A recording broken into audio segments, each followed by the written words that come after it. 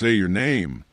She froze, not because she forgot it, because the name she had used for 3 years did not belong to her.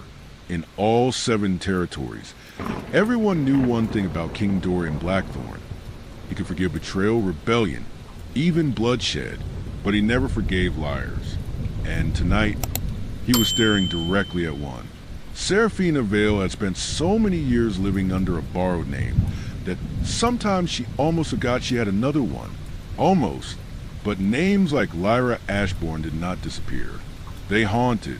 Years ago, House Ashbourne had been erased in a bloody political purge. Fire consumed the state. Nobles were slaughtered. By dawn, the kingdom believed every Ashbourne had died. Everyone except one loyal servant. Old Miriam found a terrified little girl hiding beneath the cellar floor and fled into the night with her. Through frozen forests and empty roads, she carried the last surviving Ashbourne far away from the ruins of her old life. Then one night beside a dying campfire, Miriam looked at the frightened child and whispered, "You cannot be Lyra anymore." Just like that, Lyra Ashbourne disappeared, and Seraphina Vale was born. Years later, Seraphina had built a quiet life in the tiny village of Thornmere. Invisible, forgettable, safe, until the horses came. Royal banners carrying silver wolf crests thundered into the village square. People gathered, doors opened, children stared. Then the messenger unrolled a scroll. By decree of His Majesty, King Dorian Blackthorne, Seraphina's blood ran cold. Everyone knew stories about Dorian Blackthorne, the ruthless Alpha King, the man who hated deception more than betrayal itself. Then the messenger read another name, Seraphina Vale. Silence. Her heart stopped. She had been summoned to serve inside Black Hollow Palace, the one place where a girl living beneath a fake name could never survive. And far away, inside the palace, King Dorian slowly looked down at a report in his hands. Seraphina Vale? He stared at the name for a moment, then narrowed his eyes. Interesting. Neither of them knew it yet, but fate had already begun moving. Black Hollow Palace felt less like a home and more like a fortress built by shadows. The towering black walls, silver wolf banners, and endless stone corridors made Seraphina uneasy from the moment she arrived. So she followed the rule that had kept her alive for years. Stay quiet. Stay invisible. Do not be noticed. At first, she succeeded. She lowered her eyes, spoke only when necessary, and moved through the palace like a ghost. But secrets had a dangerous habit of slipping through cracks. The first mistake happened during a royal dinner. Confused nobles argued over where Eastern guests should sit, until Seraphina quietly said, "Eastern delegates traditionally face north." Silence. Heads turned. "How do you know that?" Her heart skipped. "I overheard travelers discussing it once." The room moved on, but King Dorian Blackthorne didn't. He watched. Days later, it happened again. Historians argued over an ancient treaty until Seraphina absent-mindedly whispered, "That translation is wrong." Silence. Again. She explained the forgotten dialect perfectly, too perfectly, and Dorian noticed. Again, as days passed, he kept seeing strange things. She knew noble customs, recognized family crests, understood political traditions servants should never know. She behaved like someone raised among power, not beneath it. Meanwhile, something even more dangerous was happening. Seraphina slowly stopped fearing him. The ruthless Alpha King remembered when she was cold, held doors open, thanked her, small things, confusing things, because monsters weren't supposed to be kind. Then one night inside the palace library, Seraphina made her worst mistake yet. Believing herself alone, she opened an ancient book and softly read aloud in a forgotten language, a language few people still knew. Then a voice spoke from the darkness. Interesting. Her blood froze. King Dorian stood in the doorway, watching, silent, curious. He stepped closer. "Seraphina?" Long pause. Storm gray eyes locked onto hers. Then quietly he said, "I think you've lied to me." Days passed after that night in the library, but Seraphina couldn't forget Dorian's words. "I think you've lied to me." He never brought it up again, never questioned her, never accused her, which somehow felt worse, because now she noticed things. The way his storm gray eyes lingered a little longer, the way he watched her during royal dinners, the way silence seemed heavier whenever he entered a room. And with every passing day, a terrible thought grew louder. Does he know? Then came the winter gathering, one of Black Hollow's largest royal events. Nobles arrived from every territory. Carriages lined the palace courtyard, while music echoed through grand halls filled with silver chandeliers and candlelight. And among the guests arrived a man Seraphina had never expected to see again, Lord Tristan Evermere.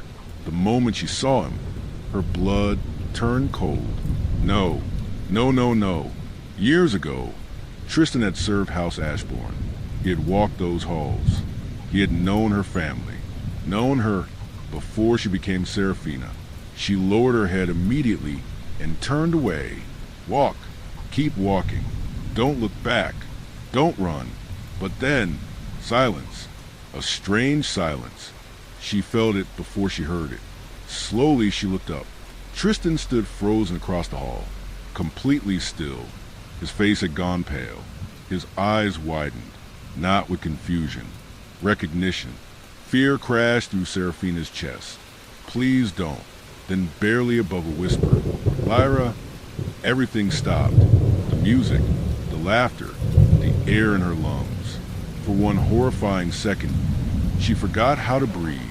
But before anyone could react, another pair of eyes noticed everything. Lord Cedric Voss, King Dorian's trusted royal advisor. From across the hall, Cedric watched quietly, watching Tristan, watching Seraphina, watching fear appear where it shouldn't. And Cedric smiled. Not a warm smile, not a kind one. The smile of a man who had just noticed something interesting, something useful. That night Seraphina barely slept. By morning, whispers had already begun. Small questions, tiny conversations, nothing dangerous. Not yet, until she returned to her room and found a folded note waiting on her bed. Her hands trembled as she opened it. Then the color drained from her face. Only 6 words stared back at her. "I know who you really are." Seraphina barely touched her food after finding the note. For 3 nights, she slept with the doors locked. For 3 nights, every footstep outside her room made her heart race, because those 6 words refused to leave her mind. "I know who you really are." At first, she told herself it could be a cruel joke, a misunderstanding, a coincidence, but deep down, a darker truth whispered inside her chest. Someone knew, someone remembered, and someone was getting closer. Then came the second note. No name, no signature, only a place. Old archive tower. Midnight. Her instincts screamed not to go. Everything inside her warned her to run. But fear had a dangerous habit of becoming curiosity, and curiosity eventually won. That night, Seraphina climbed the narrow stone steps of the abandoned archive tower. Cold winds howled through cracked windows, while moonlight stretched long shadows across dusty shelves. Then she saw it, a leather journal, old, worn, Ashbourne family records. Her blood froze. Slowly, trembling hands opened the first page, then another, and another, until suddenly she stopped breathing. Because hidden between faded pages and forgotten documents was a truth buried for years. House Ashbourne had not fallen because of treason. There had been no rebellion, no conspiracy, no accident. Someone had orchestrated everything, every death, every fire, every lie, and at the bottom of one page sat a name. Lord Cedric Voss. Silence, absolute silence. Seraphina stared at the words as her world shifted beneath her feet. No, impossible. Cedric Voss, King Dorian's trusted advisor, the man standing at his side every day, the same man who smiled during court, the same man who watched her during the winter gathering. Then suddenly, footsteps behind her. Seraphina turned sharply. Nothing. Empty shadows. But on the floor beside the journal sat something else. A fresh note, only one sentence. Now I know you survived too. Ice flooded her veins. No. This wasn't a warning. It was a trap. And somewhere else inside Black Hollow Palace, Lord Cedric Voss stood before the throne. Calm, composed, smiling. King Dorian sat in silence as firelight flickered across dark stone walls. Cedric bowed slowly, then spoke carefully. Your Majesty. Pause. Your servant lives beneath a false name. Silence. The room grew still. No movement, no sound. Then slowly, very slowly, King Dorian Blackthorne turned his head, and for the first time that night, his storm-gray eyes darkened. The royal court had never sounded this quiet before. Not during executions, not during war verdicts, not even during the night King Dorian Blackthorne walked back into the capital carrying his father's blood on his hands. But now, thousands of eyes remained fixed on one woman, standing at the center of the marble floor. Seraphina. No, not Seraphina Vale. Not the carefully crafted name she had hidden behind for years. The court waited like a beast, holding its breath. And across the chamber, Cedric smiled, slowly, patiently, cruelly, because this was the moment he had prepared for, the destruction of her. My king, Cedric said calmly, stepping forward with folded hands. I believe the court deserves to know precisely who's been standing beside the throne all this time.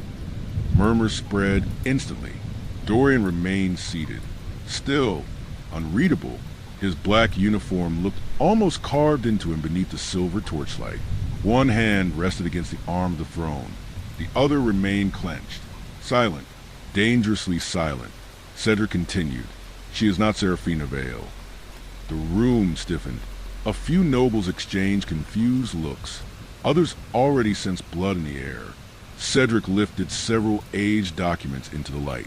Her lineage records were fabricated. Another paper. Her noble registration was falsified.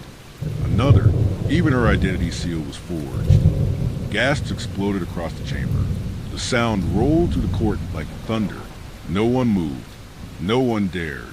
Because everyone knew exactly what sat beneath the surface of his kingdom. King Dorian Blackthorne despised lies more than betrayal itself. And suddenly, every eye turned toward him, waiting, watching, wondering if death was about to happen in front of them. But Dorian did not move. That somehow made it worse. Cedric slowly turned toward Seraphina, his voice softened with poisonous satisfaction. Would you like to tell him your real name? The question sliced through the room. Seraphina felt her heartbeat stagger. Her lungs tightened. The walls suddenly felt too close. Too loud. Too bright. For years she had prepared for this possibility. For years she rehearsed excuses. Half-truths. Alternate stories. Escape plans. But standing here now, under Dorian's gaze, she realized something horrifying. She was tired. Tired of hiding. Tired of surviving. Tired of waking every morning wondering if this would finally be the day someone dragged her past into the light. Cedric stepped closer. You lied to the crown. No answer. You manipulated royal access. Still nothing. You entered this palace under a false identity. The nobles began whispering harder now, like wolves circling fresh blood. Seraphina lowered her eyes, and for the first time since arriving at Blackthorne Palace, her mask cracked. I didn't have a choice. Cedric laughed softly. There's always a choice. Her eyes snapped toward him then. Sharp, burning. You had one, she whispered. The room fell silent again. Cedric's smile faltered for half a second. Only half. But Dorian noticed. Of course he noticed. Seraphina slowly inhaled. Her fingers trembled beside her dress. Then finally, she looked directly at the throne. At him. At the man who could destroy her. With a single sentence. My real name, her voice broke slightly, is Seraphina Ashbourne. The name hit the room like a blade.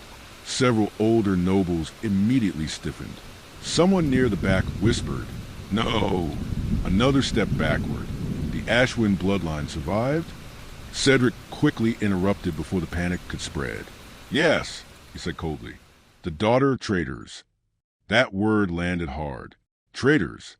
Seraphina closed her eyes briefly, and suddenly the memories came rushing back. Fire swallowing the estate, her mother screaming for her to run, the smell of smoke and blood, tiny hands pounding against locked doors, men wearing royal insignias dragging bodies across stone floors. She swallowed hard. "I was 9 years old," she said quietly. The court listened, every single person. "My family was executed for conspiring against the throne." Cedric immediately added, "Because they committed treason." "No," Seraphina snapped. The force of it shocked the room, even herself. Tears gathered in her eyes now, but her voice no longer shook. They were framed. Silence, pure silence. She looked toward the nobles, toward the people who once spat on her family's name. "You want the truth?" she whispered. "Fine." Her breathing became uneven. "My father begged the court for an investigation." A pause. No one listened. Another pause. "So they burned our home instead." A woman in the crowd covered her mouth. Seraphina laughed once. A broken sound. "I watched soldiers drag my mother down palace stairs while she screamed that we were innocent." Cedric's jaw tightened. "Enough." "No," she said louder. For the first time, the court heard power in her voice. Not fear, power. "I spent years hiding because every person connected to my bloodline was hunted down like animals." She looked directly at Dorian now, straight into those cold obsidian eyes. "I lied because I wanted to live." The room became unbearably still. Dorian stared at her, without blinking. No anger, no softness, just silence, terrifying silence. Seraphina's voice finally cracked completely. "I didn't come here to deceive you." A tear slid down her face. "I came because I had nowhere else left to go." And suddenly, she looked small, not weak, not fragile, just exhausted, like someone who had been running from monsters for so long she forgot what safety felt like. The court waited for Dorian's judgment. One word from him, and everything ended. Cedric slowly smiled again, because he knew Dorian's reputation. The king who executed his own uncle for falsifying military reports. The king who exiled noble houses over hidden debts. The king who once said, "A liar poisons everything they touch." Seraphina lowered her head, ready, waiting for the sentence. Then Dorian finally stood. The movement alone sent fear crashing through the chamber. Heavy boots echoed against black marble. One step, then another, until he stood directly before her, towering, unreadable. Seraphina couldn't breathe. Dorian stared at her for a very long time. Then quietly, dangerously quietly, he said, "Look at me." Her eyes slowly lifted, and the entire court froze, because there was no rage in his expression, only something far more dangerous. Understanding. "You lied," Dorian said. A pause.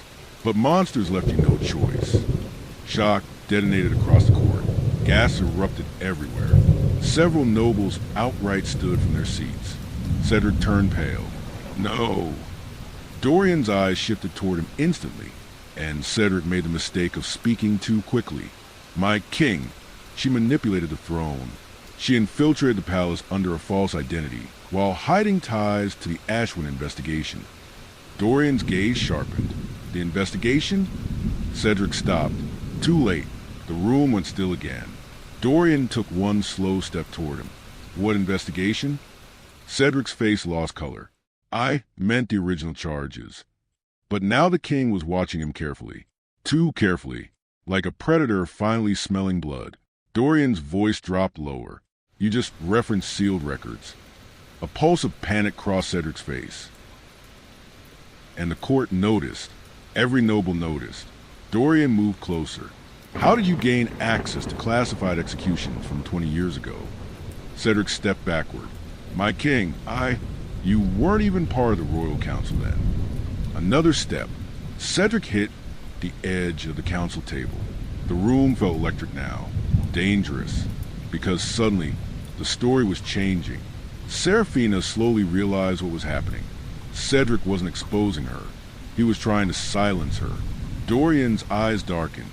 You knew details no surviving witness should know. Cedric's breathing became uneven. "My king, please." Then one noble suddenly stood, face pale. "Wait!" All eyes turned. The older councilman pointed shakily toward Cedric. "You served under Lord Marrow during the Ashbourne purge." Another noble's eyes widened. "No." A third voice joined in. "Lord Marrow handled evidence suppression." The whispers exploded instantly. Suppression, fabrication, cover up. Cedric snapped violently. "Silence." But it was already too late. Panic spread across his face as realization swept through the court. Dorian looked at him with something cold enough to kill. "You helped frame them." Cedric stumbled backward. Guards immediately reached for their weapons. The chamber erupted into chaos. Nobles shouting, council members arguing, accusations flying across the marble hall. And standing in the center of it all, Seraphina stared at Dorian in complete disbelief, because for the first time in her life, the royal court collapsed into chaos. Voices collided against cathedral-high ceilings. Nobles shouted over one another. Council members demanded answers.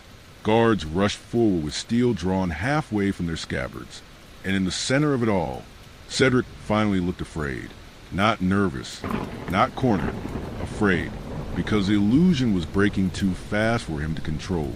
"You cannot arrest me," Cedric roared, stumbling backward. "I serve the crown." "No," Dorian said coldly. The king's voice cut through the chamber instantly. Dead silence followed. "You serve corruption." Two royal guards seized Cedric before he could move again. He struggled violently. "You fool!" Cedric shouted toward Dorian. "You think this ends with me?" Dorian's face never changed, but something dangerous darkened behind his eyes. "Take him." The command landed like an execution bell. The guards dragged Cedric across the marble floor as he screamed accusations at everyone in reach. Several councilmen attempted to flee. That was their mistake. "Seal the exits," Dorian ordered. Massive iron doors slammed shut. The sound echoed to the court like thunder. Panic exploded immediately afterward. "No, we had nothing to do with this. You cannot imprison nobles without trial." But the king had already turned away from them. One by one, more names surfaced. Hidden accounts, destroyed evidence, forged testimonies, witness disappearances. The deeper the royal investigators dug, the uglier it became. And with every revelation, the court understood something horrifying. The Ashbourne family had never betrayed the throne. The throne had betrayed them. A stunned silence slowly replaced the chaos, because now everyone remembered the sudden executions, the missing records, the sealed investigations, the nobles who became rich immediately after the Ashbourne estate burned. It had all been there, hidden in plain sight. Seraphina stood frozen near the center of the chamber. No, Lyra. The name echoed quietly in the back of her mind now. The name she had buried beneath years of fear. Around her, guards hauled screaming conspirators toward the dungeon halls below the palace. Some begged. Some denied everything.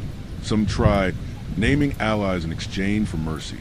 But none of it mattered anymore. Justice had finally entered the room, and it looked merciless. Dorian watched the arrests without emotion, like a king observing rot being cut from his kingdom. Then, slowly, his gaze shifted toward her. Lyra's breath caught instantly, because suddenly the noise faded again. The court disappeared. The guards disappeared. There was only him, and the terrifying uncertainty sitting inside her chest. Because now came the part she feared most. Not death, not prison, judgment. She had still lied to him, still deceived the crown, still hidden her identity while standing at his side. The truth had saved her family's name, but it could still destroy her. Lyra lowered her eyes. "I understand," she whispered softly. Dorian stepped closer. "You understand what?" Her throat tightened. "My punishment." Several nobles looked toward the throne immediately, waiting, watching carefully, because exile was the most merciful outcome anyone expected. A former fugitive carrying a hidden bloodline could never remain near the crown. Not after this. Not after deceiving the kingdom itself. Lyra forced herself to continue. I never intended to betray you. Dorian said nothing. That silence nearly shattered her. I know trust cannot survive what I did. Still nothing. Her chest tightened harder. So, if exile is your judgment, her voice weakened slightly, I will accept it. For a long moment, the king simply stared at her. Unreadable, the torches flickered across the black steel, embroidered into his coat. His expression remained carved from stone. Then, finally, he spoke. I hate lies. The words hit the chamber instantly. Several nobles lowered their heads. Others glanced toward Lyra with pity already forming in their eyes, because everyone knew what that sentence meant coming from him. Lyra felt her stomach drop, but then Dorian took another step forward, and his voice became quieter, colder, sharper. But I hate the people who create them even more. The court froze. Lyra looked up slowly, confused. Dorian's eyes never left hers. You were a child hunted by monsters wearing royal colors. Silence. You survived the only way you could. A pulse of emotion cracked through her chest, so suddenly it hurt, because no one had ever said those words to her before. No one. Not once. Her entire life had been filled with accusations, suspicion, fear, but not understanding. Never understanding. Dorian continued. You lied to survive. A pause. They lied for power. The difference settled over the court like judgment itself, and for the first time, the nobles realized the king had already chosen her side. Whispers spread instantly, soft, disbelieving, but Lyra barely heard them, because she was staring at him in shock. You believe me? Something almost human flickered across Dorian's face. Pain. Old pain. I believed you long ago. The words shattered her completely. Her breathing stopped. What? Dorian reached into his coat slowly. The entire court watched. Then he removed a small silver crest, burned around the edges. Ancient, worn by time. Lyra's eyes widened instantly. Her family seal. The real one. The one she thought had been destroyed in the fire. I found this years ago among the sealed archives, Dorian said quietly. Lyra stared at the crest with trembling hands. I reopened the Ashwind records in secret after becoming king. The room went still again.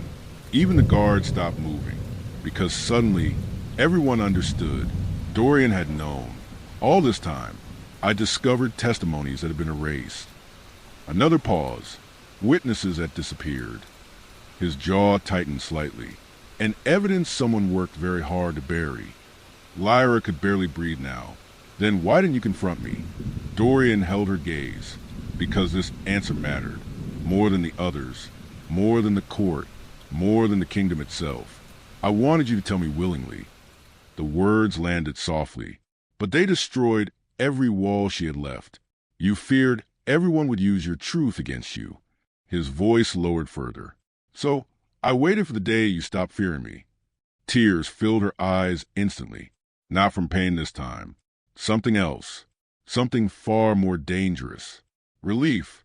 Years of fear suddenly cracked apart inside her chest all at once. The running. The hiding. The endless terror. For the first time since childhood, she felt safe. And that realization nearly broke her. Dorian extended the Ashwind crest toward her. Slowly. Carefully. Like returning something sacred. It belongs to you. Lyra took it with shaking fingers. The silver felt cold against her skin, but the weight of it, the meaning of it, nearly brought her to her knees. Around them, the court remained utterly silent, watching history reshape itself in real time. Then suddenly, one of the elder nobles stepped forward. Slowly, he lowered himself to one knee. The movement stunned the room. Then another noble followed, and another, until the sound of kneeling spread through the royal chamber like falling rain. Lyra's eyes widened. What are they doing? Dorian never looked away from her. They are correcting an old mistake. Her breathing trembled. The entire kingdom had once hunted her bloodline. Now the kingdom knelt before it. The symbolism hit everyone at once. A lost house restored. A false history shattered. A survivor standing where traitors once stood. the center of it, a king who chose truth over pride. Dorian turned toward the throne, then back toward her, and quietly, almost like the beginning of a memory, he asked, "Say your name." The word struck her instantly, because suddenly she remembered the first night she entered Blackthorne Palace. Cold, terrified, alone, a guard had demanded her identity at sword point while she hid behind a false name. Back then, fear answered for her, but now there was no fear left. No mask, no lie, no chains. Lyra slowly lifted her chin. A small smile touched her lips, soft, real, free, and this time, when she spoke, her voice never trembled. "My name!" A pause. The entire kingdom waited. Then finally, with no hesitation whatsoever, "My name is Lyra Ashbourne." The court lowered completely before her, not to a fugitive, not to a survivor, but to their queen. Someone believed her,